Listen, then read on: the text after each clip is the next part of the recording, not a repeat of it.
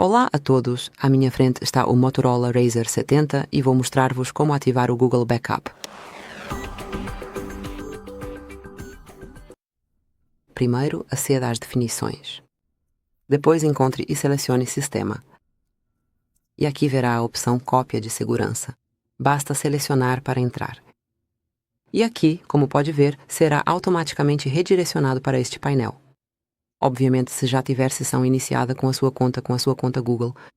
Agora, basta selecionar os dados que pretende copiar. Pode ficar apenas com fotografias ou vídeos, mas eu vou selecionar tudo. Portanto, fotografias, vídeos e outros dados do dispositivo e basta selecionar Confirmar. Se ainda não tiver sessão iniciada, terá de fornecer o seu endereço de e-mail ou número de telefone juntamente com a palavra passe. Mas basicamente é isto. Obrigado por assistir. Por favor, subscreva o nosso canal e deixe um gosto.